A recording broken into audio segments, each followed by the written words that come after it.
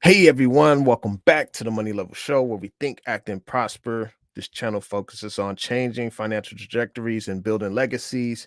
And today we are going to talk about Rand Paul's recent rant at a Congress or Senate hearing, something of that nature. I don't know the technical terms, but he says some real stuff. And I want to know if you all relate or not.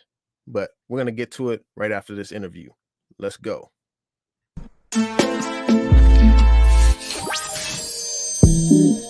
Think. Act. And prosper. You are now tuned into the Money Level Show. Everyone, if this is your first time here, be sure to hit the subscribe button. As I've noted in one of my recent videos, that about 91% of the people that watch my content do not subscribe. So just take a few minutes to click a button and click that subscribe button. Doesn't hurt anyone. It's not going to spam you too much unless it would be nice if you hit the bell notifications too, but I would love to have your support. So today we're going to get into it. So as of recent news, President of Ukraine, Zelensky, has come to the U.S. and pretty much was wanting to share a strategy, plead for more funding, all these things, right? And there's been billions of dollars that have been given to Ukraine throughout the war, and ultimately it comes out of taxpayers' dollars. I mean, our government deficit is huge. And so we're just going to read a little bit of this article. I have not read it yet. I just wanted to grab something that showed like he was here, or he may still be here in the United States, speaking with the U.S. Politicians and President Biden. So it says that reveals strategy divide between Ukraine and U.S. Ukraine will retake the fiercely contested eastern city of Bakhmut from Russia by the end of the year. President Zelensky predicted during the visit to Washington, an assertion that shows the gulf between Kyiv and American war planners who believe that Ukraine should be more focusing more on the South. Now, I don't know why they should be focusing more on the South. I do not know why the U.S. the U.S. is obviously giving funding. They're giving some type of consultation in this, which this could also like lead to conflict with Russia. I mean, it's pretty much a proxy war, right? And so it's weird how they have different strategies. Like we're like, yeah, you need to be focusing here, and this is where you need to be, channeling your resources and stuff. And they're like, no, we want to focus here. And so it seems like we're in this against Russia, obviously by the weaponization of the dollar, taking Russia off the SWIFT system, as well as the funding and the military equipment that we have sent to Ukraine. So we're going to jump over here to the actual funding that has been given out to Ukraine. And this is based off of it's a cool website. I don't know. It pretty much tracks the funding for that, the Institute for World Economy. So as you can see here, just the European Union, and they have this is in billions of dollars. So 77 billion, and there's no number here. So 5.60 billion. So you're seeing multiple billions. And then you get to the United States. 23.8 billion in financial support, as well as 42.1 billion in military support, and then humanitarian. This may be said pledged by the United States. I don't know if this is people donating or something like that. I assume so, but that's 3.54 billion. And I don't know how accurate these numbers are, but I mean that's pretty much what 78 going on almost 80, close to 89 billion, 90 billion. And so, but I've heard other numbers that from like Rand Paul that shows more than that. And so this was just a site that I pulled up just to want to see, okay, how much are we actually giving over there? This is taking out of taxpayers' money. Ultimately, this falls back on the taxpayers, and so it's important that we note this. And the other note that I wanted to mention, we're already at a $1.5 trillion deficit. $1.5 trillion deficit. And so, and this is just, I think it may be closer to 2 billion now. I mean 2 trillion. But this is from treasury.gov. I think the national debt clock actually has a different amount. So it'd be interesting. I haven't dove into the numbers. Either way, it's high, very high. So, and I'm not going to dive into the weeds of like, you know, how it's all calculated by each different entity or whatnot. But you got a $1.52 trillion deficit, meaning that we're spending more than we're budgeted for. So us sending more money over there is going to compound the problem. And then here, if you look at this, this is the deficit tracker. Pretty much, I mean, here this is 2023, so we're at 1.6 trillion in July. Now we're at 1.5 trillion in August, which I guess that is in line with what the Treasury is saying. As you can see, when we were in 2020 in the height of the pandemic, we were at a $3.1 trillion deficit. And then 2021 was $2.7 trillion deficit. And that came down significantly in 2022, but we're still at a pretty decent sized deficit, higher than 2019 for sure. 2019, we were less than $1 trillion deficit. So we're spending more money that we don't have, right? And that's important.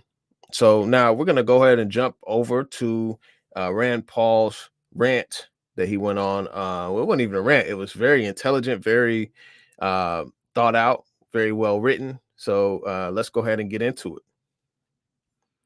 All right, here we go. Senator Rand Paul. I rise to put the leadership of the House, the Senate, and the President of the United States on notice.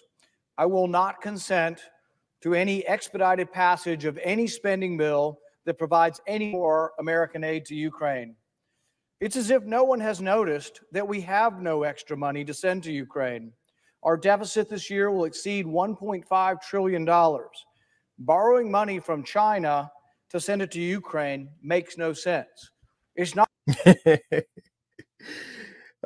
So borrowing money from China, China still buys some of our debt, right? Our bonds and such, where the government has to pay them back in interest. So they finance government spending. So we're borrowing money from China to pay Ukraine. And it absolutely makes no sense whatsoever. But, that is what it is. That's the case, right?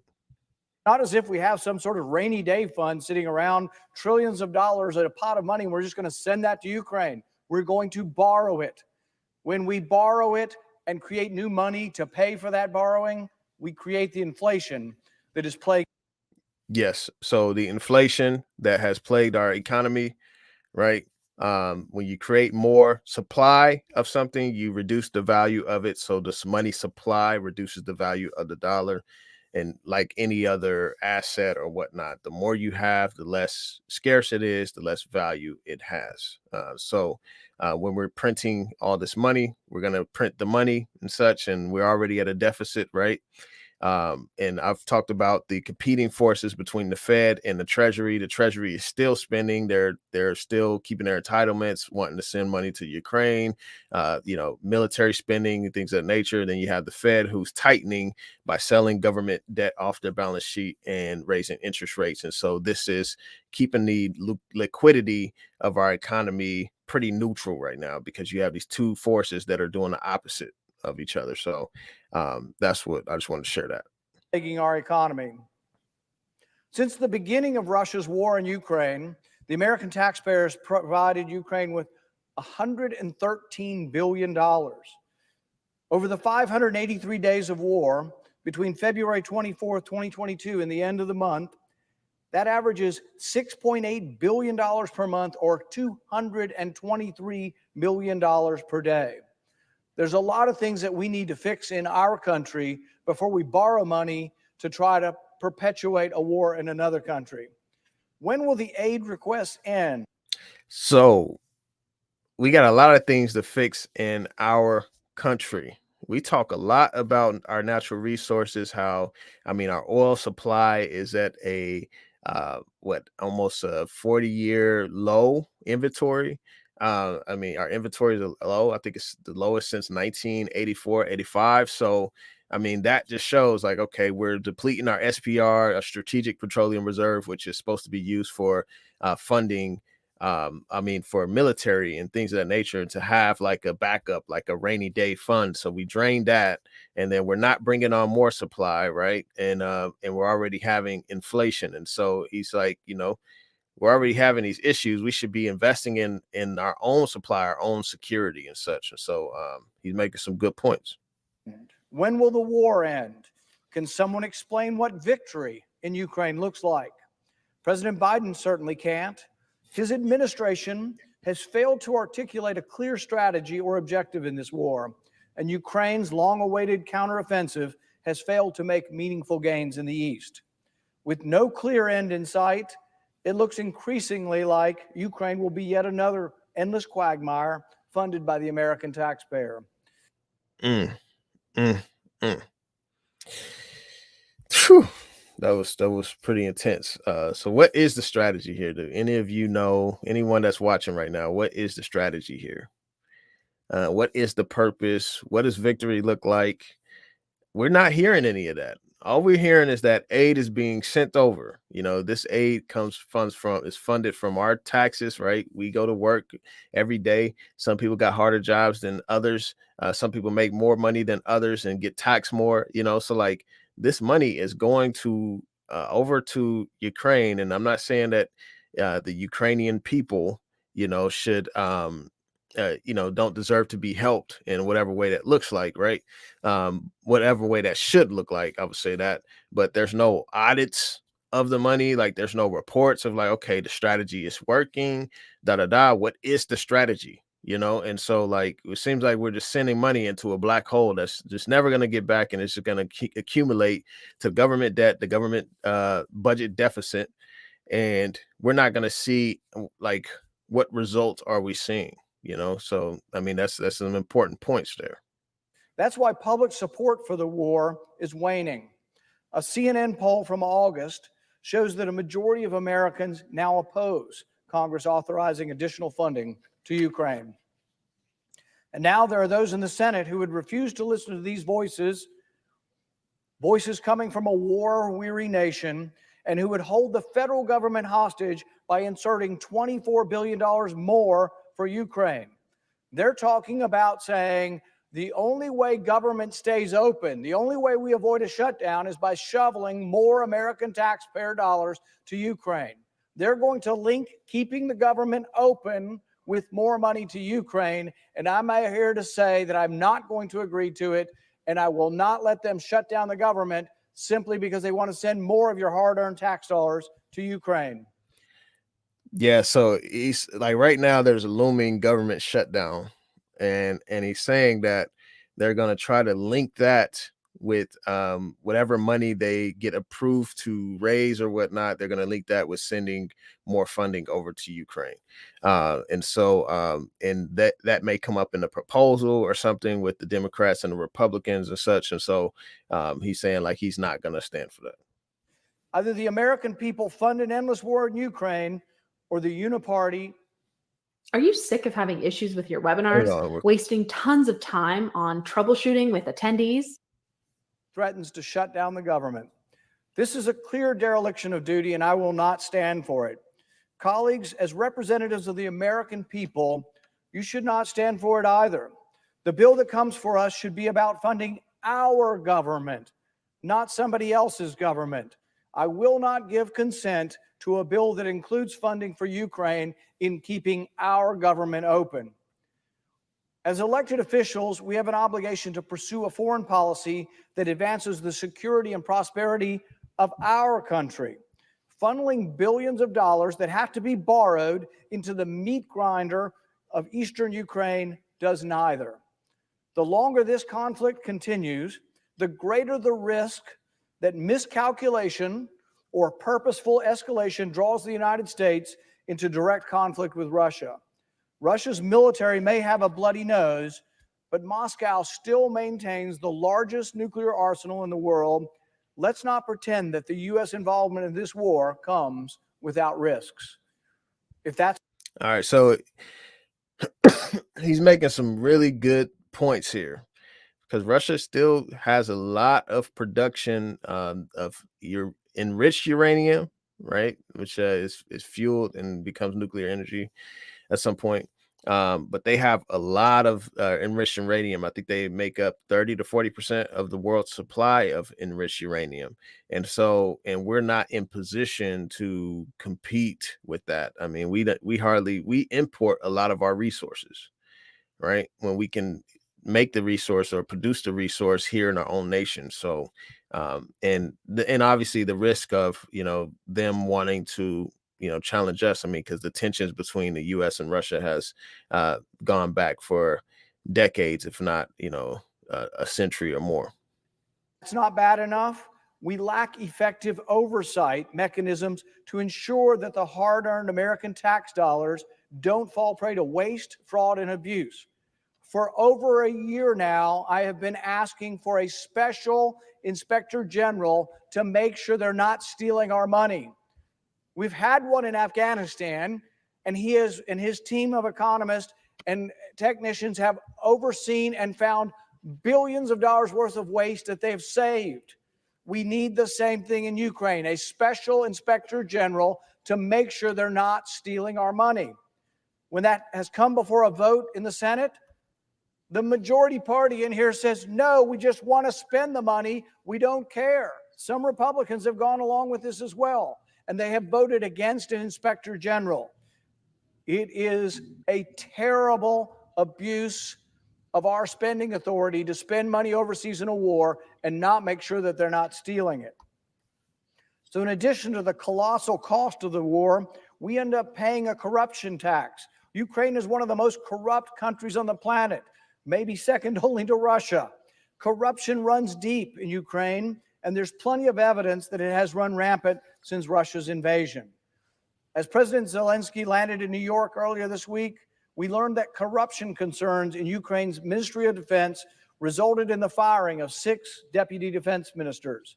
This comes 2 weeks after the firing of Defense Minister Oleksiy Reznikov, who was removed after it was discovered that the Ministry of Defense had mishandled military contracts. Last month, Zelensky fired all 24 regional military recruitment chiefs because they were, quote, involved in illegal activities, including enrichment. Man, it sounds like a mess, y'all. It sounds like a mess, man. I mean, and he's talking about, Zelensky's having to fire all these people within his cabinet for corruption, and mishandling of military supplies and such. And this is what our tax dollars are going to fund. So last October, we learned that U.S. shipment of grenade launchers, machine guns, rifles, bulletproof vests, and thousands of rounds of ammunition were ending up in the hands of criminal gangs and weapons traffickers posing as humanitarian organizations. And what did the Senate do? They voted against a special inspector general to make sure they're not stealing our money. What are we doing? Is this fair to the American people? Millions of Americans are struggling each day to make ends meet. Millions of Americans are struggling to provide for their families and put food on the table. Can we honestly look our constituents in the eye and tell them that this is a good investment of their dollars? Some say the war in Ukraine is a fight to save democracy, but those who say that need to be honest with themselves. Ukraine is... All right, so the average American is hurting. I mean, we hit over $1 trillion in credit card debt. Student loan payments are coming back. Inflation is still high. Inflation is ticking back up. The price of oil has ticked back up. The price of uranium is up. So the price of energy is up. The price of food is up, right? The price of housing is up. I mean, we still have these houses that are at ridiculous valuations. Mortgage rates are at 7, close to going on 8% at some point. Interest rates are up. Credit card interest is at, I think, an average of 22%, right? So people are hurting.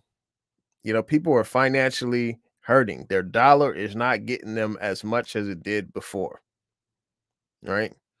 Their dollar is not getting them as much as it did before. So you have to protect your purchasing power because, obviously it's good that Senator Rand Paul is advocating for this, but we all know that the government, or whoever, they're going to make whatever decision they want with our money. And these are the people that we put in office, right? I don't think there's a lot of Rand Pauls in the Senate, right? I don't think there's a lot of people that are going to stand up and say, no, we're not sending our money over there in the Senate. So you have to take your own financial future in your own hands and everything. And so a way to do that, I'm actually going to share a quick commercial ad. This is about Miles Franklin. I am affiliate with them. So check it out. And we're going to get back to the video in a second. Hey everyone, sorry for the break in action, but I have to let you know that I am now an affiliate with Miles Franklin. Miles Franklin has been a bullion dealer for over 30 years, and they provide some of the highest quality service to their clients as well as fair pricing on bullion products. So purchasing bullion through Miles Franklin not only stores wealth for yourself, but you're also supporting this channel to continue to provide free educational material for retail investors and those who may not be aware of many financial concepts that I discuss on this channel. So you can get started by sending an email to info@milesfranklin.com or calling 952-929-7006. Be sure to let them know that Daryl Thomas or the Money Level Show sent you, and I will receive credit for your service. I thank you all for considering this. Now let's get back to the interview. All right, we're getting back to the content. So you have to take your own financial future in your own hands. You have to take your financial future in your own hands. And we can't rely on government to be logical, to be, to make sense, right, of finance. We just showed the statistics, $1.5 trillion deficit. Our government can't balance a budget. Our government overspends money. Our government creates inflation. Our government destroys the purchasing power of the dollar, right? Our government takes us off the gold standard, all these things, right? So you have to take your own financial future in your own hands, right? Because you can't depend on being saved or bailed out, right? So Rand Paul is speaking some facts in this video, and we're going to go ahead and listen to some more of what he has to say in this interview. Be sure to drop your comments below what you think about Rand Paul's rant on these issues. So let's get to it. Far from a shining example of democracy. And while the strain of war can make for questionable government actions, we have to live with them when the war is over. For all the platitudes about America supporting democracy and making the world safe for democracy, the Woodrow Wilson advocates among us, the biggest recipient of American welfare, Ukraine, canceled its next presidential election. Hey, folks, if we're going to win re-election, I'm going to need you by my side every step of the way. All right, we're going to watch this monthly real quick. Contributions made at this stage of the race will sustain our campaign for a long time to come, for the long haul. I really mean it. When you start a monthly donation today, any amount, contribute month after month, it's going to help us plan ahead and win in November of 2024. Visit joebiden.com/monthly today. You're telling me we're sending $100 billion? There you go. Oh, man. Exactly the opposite of what we're talking about, right? I understand some people fund politicians, right? Some people fund it. They can do what they want to do with their money. But he's coming out asking for more money after we have a $1.5 trillion deficit. We have a $33 trillion debt problem. The debt ceiling is currently suspended, so it's going to go higher. And he's trying to fund his campaign, and Americans are experiencing inflation. And I see an ad of Joe Biden asking for my hard-earned money. It's like, okay, well, no. Right? I guess that was pretty funny how that just popped up in the middle of Rand Paul's speech. So yeah, that was funny. Dollars to a country that's not going to have elections. We're going to send $100 billion to a country that now has what? A president for life? I say, oh, well, we could, but it's difficult. Does anybody remember the American Civil War where 600,000 people died and yet we didn't miss an election? They've canceled the presidential election. We should cancel our aid as a response. This is not the only concerning development in Ukraine. Despite Zelensky's charm offensive this week, his actions also deserve scrutiny. Citing national security concerns, Zelensky has banned Orthodox churches oriented towards the Russian Orthodox Church and has ordered Ukrainian law enforcement to raid churches and arrest priests. He has banned the political opposition. How do you have a democracy if you're not going to have elections and you banned the opposition? He suspended 11 political parties, including the Opposition Platform for Life, the second largest party in Ukraine's parliament and the one which held 44 seats. He has attacked free speech by banning opposition media and increasing his government's regulatory power over journalists. Hardly sounds democratic to me. Earlier this year, he signed into law a bill that allows Ukraine's State Broadcasting Council to regulate all media in Ukraine. The council can impose mandatory orders, fines, restrict content from search engines, and even outright suspend media outlets without a court decision. Wow. I mean, I wasn't aware of that. But, you know, our funding is going to support something that isn't in line with our foundational core values as a nation of, you know, free speech, allowing, you know, for multiple parties to be able to compete, the competition, the capitalism, right? And Zelensky is positioning himself to pretty much like not have any competition, and that's what Rand Paul says. He said, like, even when 600,000 people, soldiers, died in the Civil War, they did not suspend the election. So think about that. That's food for thought right there. So we did get a comment from my guy Daniel. JFK obviously would not have done Ukraine. That's facts. Hey, he found a shipping stock as well. Hey, appreciate you, bro, for the tip. I'll be sure to look into it. Thanks for chiming in. So if you have any thoughts or anything, be sure to chime in on this, and we're gonna finish out what Rand Paul has to say. Hardly sounds very Democrat to me. If you wish these actions that sound like the actions of authoritarian regime, if you suspect these do sound like an authoritarian regime, you're right. This past July, a Swiss intelligence report observed, quote, authoritarian traits in Zelensky as he tries to push the mayor of Kiev, Vitaly Klitschko, out of contention for Ukraine's 2024 presidential elections. Citing martial law, Zelensky stated that those elections will not take place. Martial law, no elections, banning opposition party.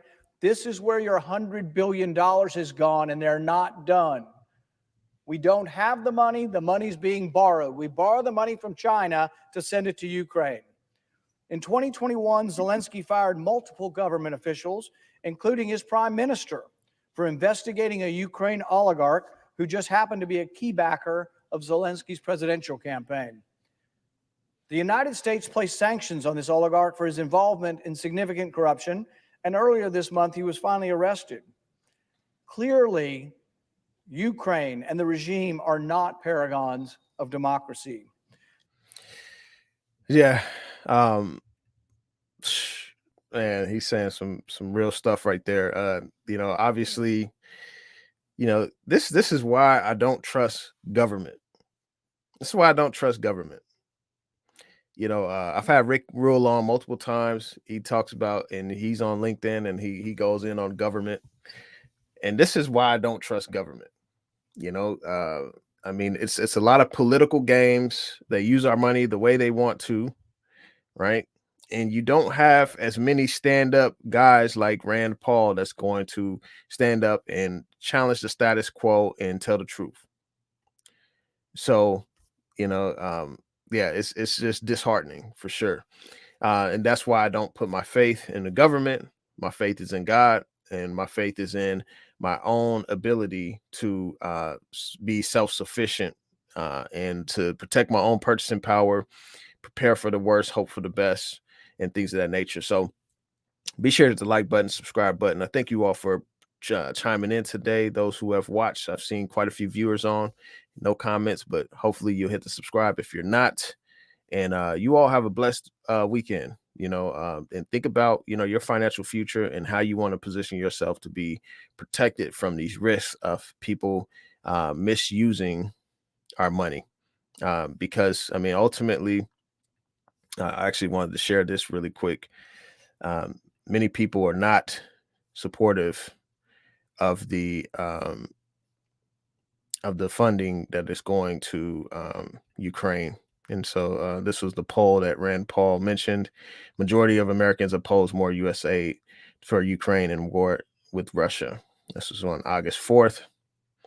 Overall, 55% say the U.S. Congress should not authorize additional funding to support Ukraine versus 45% who say Congress should authorize such funding. And 51% say the U.S. has already done enough to help Ukraine, while 48% says it should do more.